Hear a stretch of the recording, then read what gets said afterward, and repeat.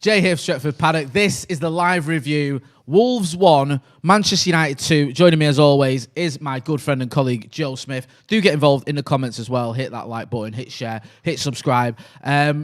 Joe, the season ends with a win. The unbeaten record away from home is now up to 26, is it, I think?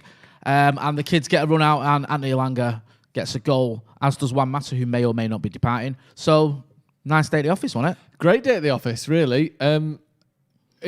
What was the game? I blanked it all out this last 2 weeks of United. The home game, it was Leicester, wasn't it? Yes. Where we kind of rotated to a similar degree as we did today, and we just looked toothless and terrible. Today, I thought, even though we didn't have a lot of the ball second half, we allowed Wolves onto us a little bit. We let them look pretty good second half. We didn't concede a lot of chances. No. The goal we did concede was, again, another kind of catalogue of errors. 2-3, Matic slipped, and then Tellers didn't mark his man, and then Twanzebe got sucked to the ball.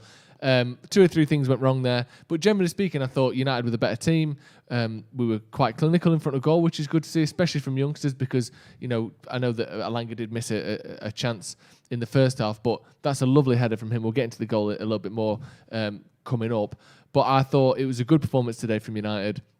And we needed to end it on a bit of a high as well. And it's good to see these players, this sort of rotation team, can beat decent teams. And this is the first time, I believe, we scored 2 goals against Wolves since they were promoted back to the Premier League. So it's not easy. I know they've not been so good this season, but we've really struggled against Wolves, home and away. And great that Matt scored. Great for Elanga to get a goal as well. And a great way to cap off what has been a much improved season for Man United. It's not been a successful season necessarily. We've still got to win the Europa League for that to be questioned. But it has been an improved season and a better season. And a 2-1 win away at Wolves on the final day, that's a decent way to end it. No, it is, and it was great to see the kids getting run out. Great to see Juan Mata. I've seen him on the screen there, giving a bit of a post-match interview. We said before the game, me and Baggers were doing I think me and you said it on the preview when I was picking the team, and I said about Anthony Elanga against Leicester. From what I've seen a little bit of him for the academy and under 23s. Dave Pritt's seen a lot more, and Dave Pritt was raving about him. And I felt like against Leicester, he didn't really do himself justice. No. He played it too safe. He didn't really try to attack and get involved as much as he would have liked. We saw that today, what he's capable of. Obviously, had a couple of chances, but kept his head up. Got his, I think it was his 3rd chance, took it well. Had a great ball from Dan James. And there was a lot of good performances out there as well. I was particularly impressed with Amad Diallo. Yeah. He's one that's already exciting me, because that was a strong Wolves team, a team that isn't, terrible, the sort of mid-table-ish. And Diallo was causing him all sorts of problems, and that bodes well for the future, because I think we all know about his talent. It's just whether he can hack it in the Premier League. And so far, so good from the youngster, and hopefully he can kick on and show us a bit more what he's made of. What did you make of? We'll go through obviously the goals and everything else. What did you make of the centre back pairing today? Because Twanzebe and Eric Bailly, they're both sort of on their day, the mint.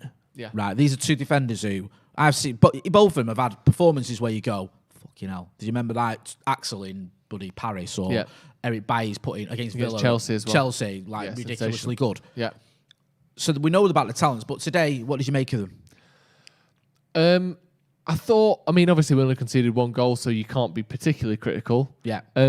But I do think at times they both can get sucked to the ball a little bit. They both have a tendency, and maybe that's just a product of not playing enough minutes in a season, and you don't quite have that composure, you don't quite have that discipline. I think Axel did get dragged across a little bit for their goal. I don't think either of them were particularly bad, but again, I don't want to make this the Harry Maguire show, but I just think it's relevant. There is a level there, isn't there? And I think, for me personally, the whole Eric Bailly is our best defender, sort of, that goes without saying because he's not playing. Harry Maguire is our best defender. I think anyone who's watched Manchester United over the last 18 months, and even you can compare it to whatever you want of Eric Bailly, Harry Maguire is Manchester United's best centre-back, and I think we miss him. Obviously, it was, we were fine today, and we managed to come through for the win. I do think there's a lot of potential still for Axel. And Eric Bailly is a very good defender. I'm not trying to knock him when he plays and he gets consistency. But I don't think either of them were massively impressive today. But, it was the last day against Wolves, and they've got a second-string team around them. So what did you expect? What did you think of them? No, I thought they were good. I thought you always have that little bit of a worry with him. They don't seem quite as composed. Sometimes Harry Maguire seems quite assured, and you don't feel as nervous. With Eric Bailly and both Axel, you feel there's a bit of almost last-ditch element to the game, but they are very good at that as well. You know, it's a little bit like what we see with Aaron Wan-Bissaka. Sometimes, you know, you see that thing of, is he going to make it? Are they going to make it? And they did, and they did a good job. And listen, you know, okay, the goal was a bit sloppy, and like you say, it was a few errors, one after the other. Yeah.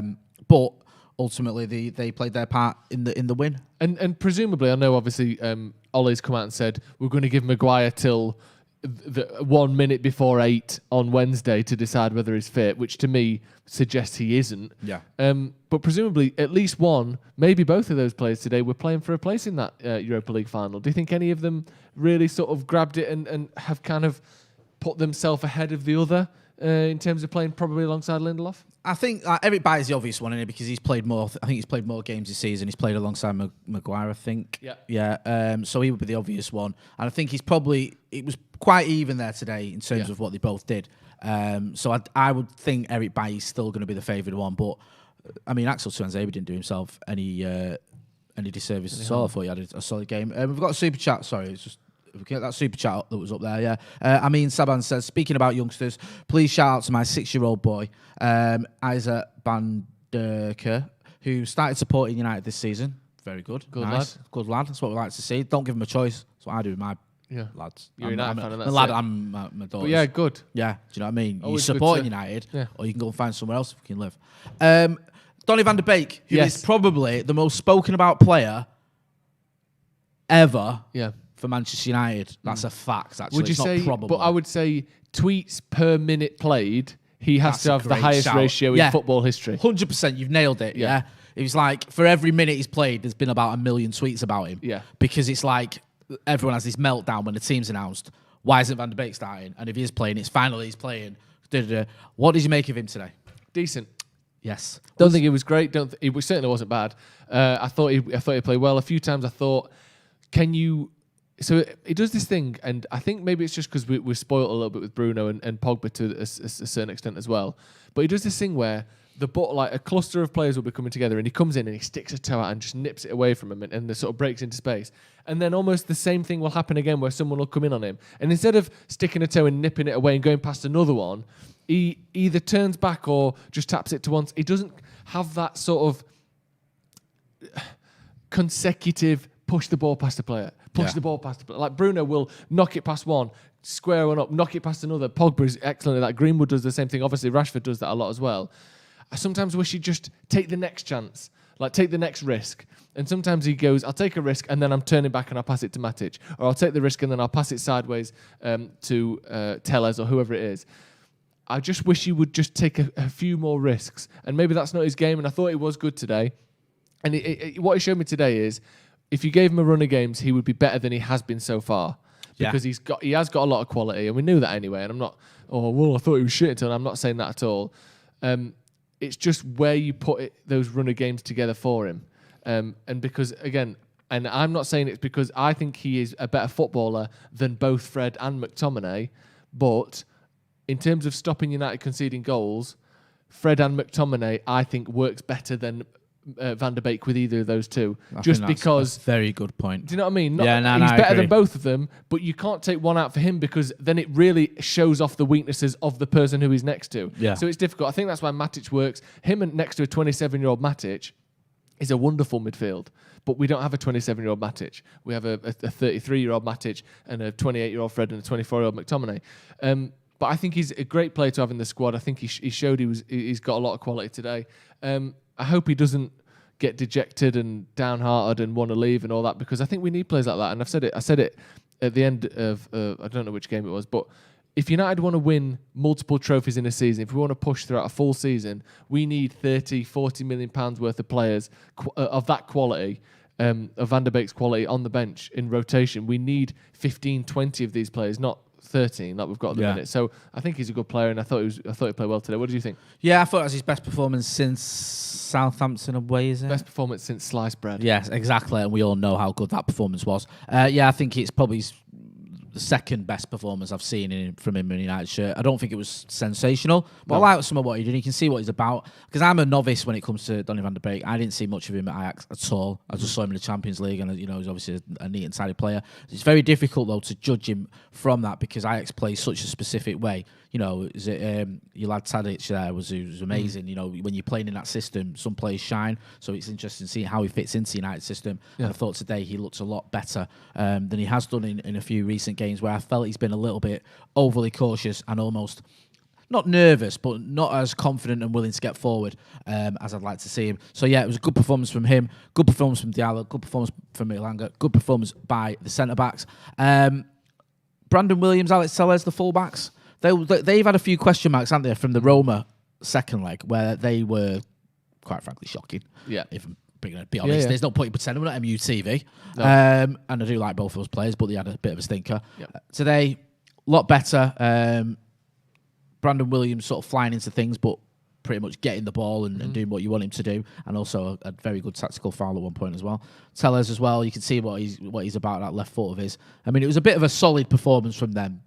Yes, there was a bit of a mistake in the goal, but other than that, not too much to shout about. Yeah, it was good to see them looking stronger and more assured than they did the other night. Like I said, especially away the second leg against Roma. Yeah, when they just came on and the ball was pouring through them. Like, I mean, at one point we actually thought this could, we might lose. Yeah, we might this 4-goal cushion. Point when we were 3 goals up. Yeah, they got 1. Yeah. Then they almost scored a second straight after. And at that point, if that had gone in, they'd have been 1 goal behind us. And also you're falling apart with a team that isn't your first team. Exactly. So right. it did look a bit sketchy at certain times. Obviously, that didn't come to anything. But yeah, they were better today. Tellez, bit of a build-up for the cross before. Well, he passed it to Dan James, who crossed the ball into Ilanga for the first goal. I thought they were both much more solid. But again, nothing really to shout about in terms of their performances. Very mixed bag for one player today. Very much a mixed bag even. For what makes sense. Dan James, very mixed bag. A very mixed bag doesn't make sense, does it? Very much a mixed bag. I think you can have a very mixed bag. All right, then we'll go with that. That was my original statement. This sort of the amount of mixing that the bag has taken place. So it's like one of each item or whatever. Yeah, right, fair enough. I should have corrected myself. Thank you. Dan James, who absolutely superb ball for Anthony Ilanga's opener. Literally put it on, put it on his head. Yeah. I think even me or you could have scored that one. Well, you probably could have. Might have hit the bar. But also he went through on goal, didn't he? Lovely ball from Diallo, and it was almost a Welbeck against Manuel Neuer type scenario when you're like, obviously not the same, but what are you doing? It was as bad a shot as I've ever seen. Why have you done that? Yeah, that's not what you should have done. You know what it looked like? Do you know like? I'll come to the cross in a minute because I want to talk about that. But that chance he had was 1-on-1 with the goalkeeper. And you know, sometimes when like goalies make mistakes, like we've seen Peter Schmeichel he actually made quite a lot of mistakes for United, but because he made up for it. But like the ball will go through the hands, or they'll try to make a save and it'll flick the fingers and still go in, and you think, fucking hell, that was a mistake. But then you compare that to when you see an outfield player go in goal, and you think not only are they making mistakes, but their whole body is wrong. Yeah. Everything's moving the wrong way. They're not planting their feet like a goalie does. Not only are they making the same mistakes, but on top of that, it just looks off. Dan James, not only did he miss that today, not only was that shot wide and he scuffed it, he didn't look like a footballer the way he hit it. No. It looked like an amateur footballer hitting it. It looked like me going through on goal, and I'll try and chip the goalie. Oh, it's just fucked off over there. He looked really amateurish, which is obviously not a compliment. But then you compare that to that cross, which honestly was like Ryan Giggs. Like, it was a brilliant cross to find the only man in the box as well. So he wasn't like, oh, I'll just chip it in and hope. There was one man in the box with Anthony Ilanga. He puts the ball in with his weaker foot perfectly on his head, so he can basically just walk onto it. Yeah, it was such an easy chance, wasn't it? All he had to do was look at the ball. Yeah. Keep looking at the ball. It will hit you and go in because the cross is that good. So that's the kind of problem with Dan James, isn't it? It's his consistency. I think we need to get real about Dan James as well, because for me, he's always been a good squad player. And I think he's had a lot of stick. He had such a great start to his United career with those 2 goals early doors that people got carried away and thought, oh, actually, he's a first-team player. And he wasn't. You don't get many first-team players from Manchester United for 15 million quid from Swansea. It just doesn't happen. He only cost that, only in inverted commas, because he wasn't there yet. And it was like, as a squad player, you think, yeah, that makes sense, but then people expected a bit more from him.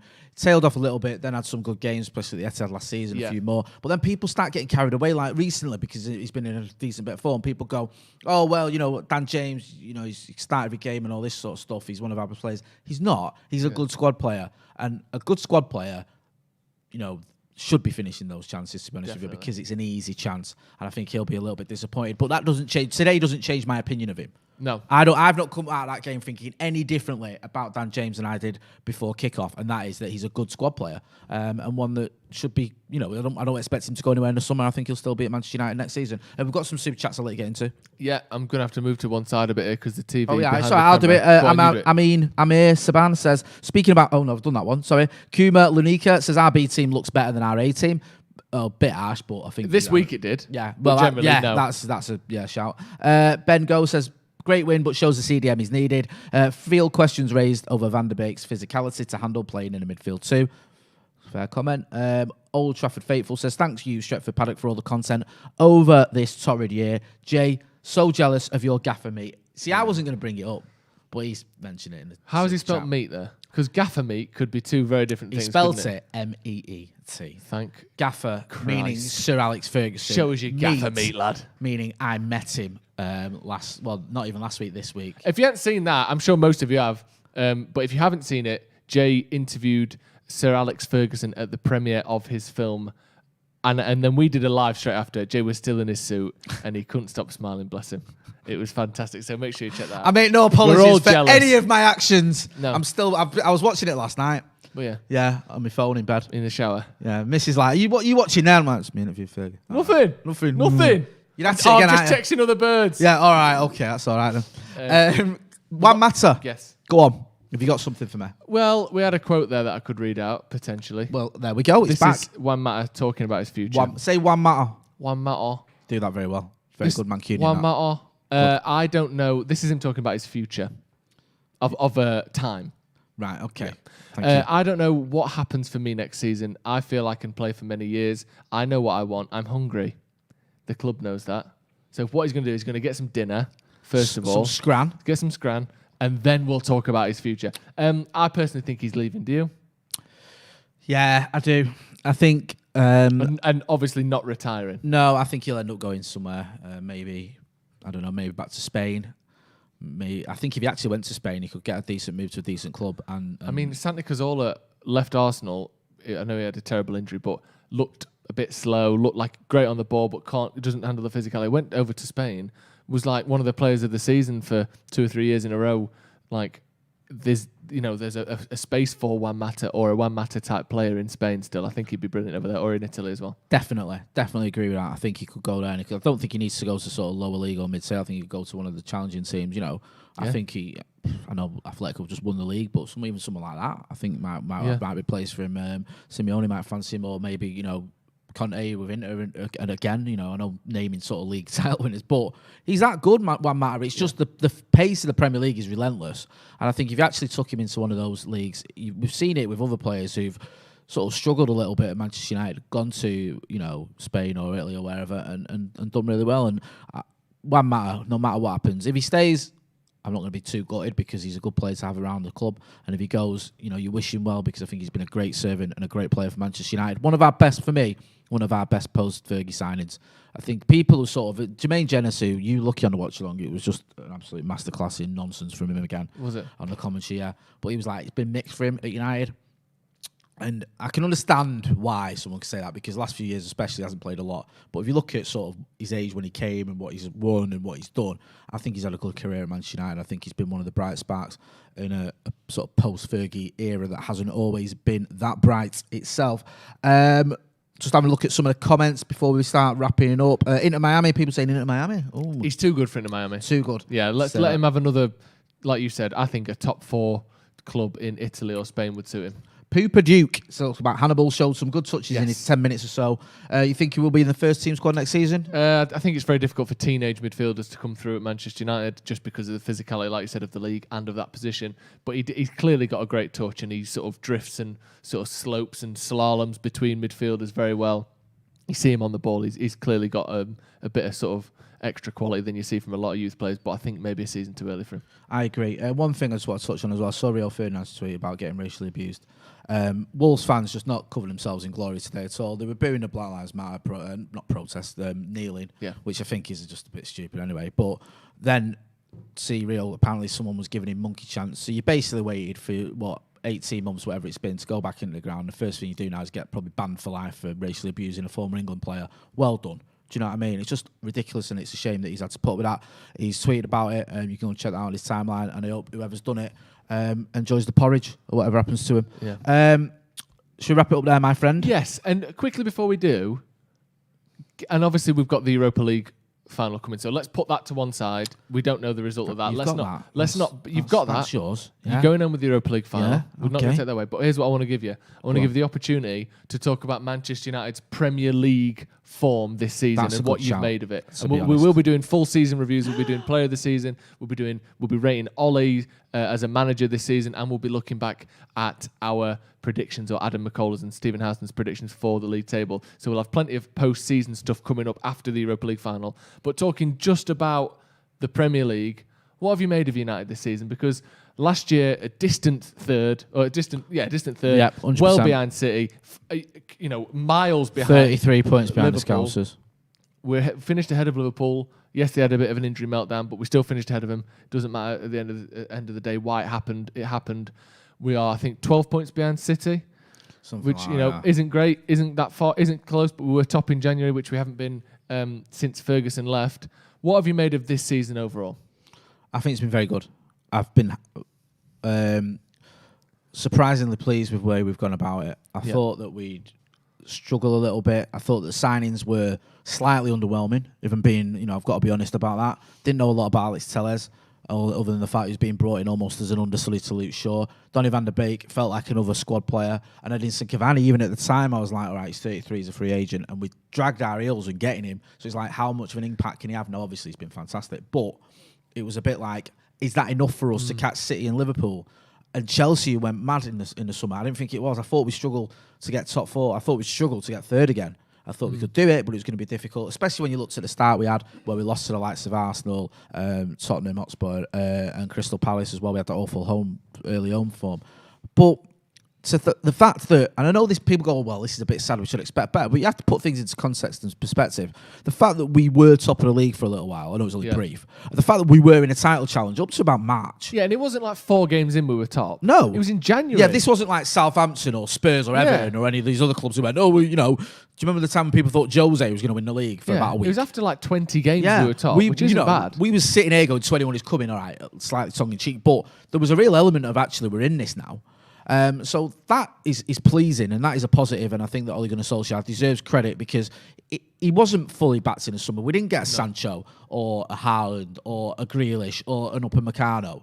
We got squad players, basically. Yeah. And with those squad players and managing his team properly, he's managed to get us to second in the league, comfortably second as well. We were second with a few games to go. And we're in a European final. So, yes, I want to be winning titles. Yes, I'd want to be in the Champions League final, not the Europa League final. But if you look at where we were last season, what we've done in the summer, and where we are now, I think Ole Gunnar Solskjaer deserves credit, and I think it's been a good season for Manchester United. Yeah, I absolutely agree with that, especially in terms of giving credit to Ole, because, like you said, when you look at who we've signed, so it was Diallo. Yeah, sorry, I didn't mean to dismiss them. No. You're right. Diallo, Pellistri, Donny van der Beek, Cavani, and Telles. Yeah. They were the signings. Diallo and Pellistri, you can knock them both off because they were never brought in to be first team players. Yeah. They're youngsters who shouldn't have that pressure put on them. Fine. Telles I think he was brought in to be first choice, but he didn't end up being.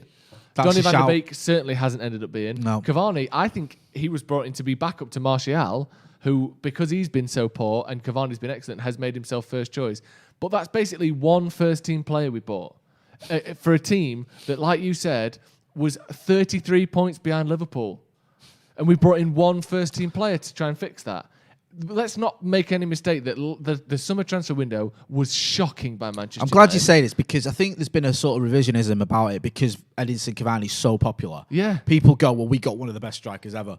No, we got historically one of the best strikers ever, but at the time we got him, he wasn't considered I don't think if you name the top 10 strikers in the world, he wouldn't be in that top 10. No, and at that time. He was a 33-year-old that had been essentially a free agent. Well, not essentially. He'd been a free agent since June. Yeah. That we signed on the last day of the season, who couldn't even play for the first 2 weeks because he wasn't fit and because of COVID. Missed the Newcastle game, didn't you remember? So it's like that wasn't the ideal signing. Like you said, he's turned out to be great. So we're looking back at it with rose-tinted glasses. That was a terrible transfer window for Manchester United. I agree we were completely. basically nailed on to sign Sancho all summer, and we didn't. The fact that we've gone from where we were to not just finishing above Liverpool, finishing above Chelsea, narrowing the gap on the top of the table massively as well, but we've also done it quite comfortably, like you said. No question of a top 4 fight, no question of a struggle in that regard. You have to give the management a lot of credit for that. And yes, they've got things wrong. We concede way too many goals, way too much from set pieces. Some of the in-game management can be questioned. But the ability to get a lot out of the players we have, I don't think at this point you can question Ole on that, and maybe that will fall away as things go along, and he might not have enough to tip us over the most expensively assembled squad of all time with one of the best managers of all time in Man City, because that is the challenge we have to try and conquer, which is very difficult for anyone to do. Maybe he won't be good enough to do that, but I think he's more than good enough, and he's proven himself that he is a Manchester United quality manager, and he's done things that no other manager has. And especially if he wins the Europa League, I know we said to put that to one side. No, go on. Finishing second and winning the Europa League would be, I mean, just even if you take away the amount of goals, how it is to watch us play, how weak we look defensively or lack of this season, that would be just statistically easily the best season we've had since Ferguson left, and that is progress. It is progress, mate. And you're right, and you make a good point as well about the transfers. You look if you actually, the one thing to look at as well is, if you look at our rivals' transfer windows, City had a very strong transfer window. I know they didn't go berserk, but they bought Nathan Ake and Ruben Diaz. Yeah. Do you know what I mean? They strengthened where they had to strengthen. They were brilliant going forward, but struggled defensively. So they bought the best young centre-back in the world, and they got Nathan Ake as backup. A reliable sort of Premier League defender who, despite the fact Bournemouth have been relegated, was considered one of the best players they had, and certainly, good enough to be a squad player in a top team. You look at Chelsea, who just went bonkers in the transfer window. 250 million. And again, I know you can spend money, and it's like United spent money, but look at the first-team players. Thiago Silva has been a first-team player for them. Werner has been a first-team player for them. Havertz, first-team player. Ziyech, less so. He's been more doing the sort of Van der Beek role. Chilwell, first-team player for them. Mendy. So they've brought in 5 players, or 6 players with Mendy, 5 of which have been first-team players. We've got one first-team player out of last season, and he's 33, and he's only got 1 year left on his contract. He's more or less just, he's come in and made up for the fact that one of our other players has fallen off a cliff, rather than we've got 2 options. Because Cavani hasn't got as many goals as Martial got last season. No.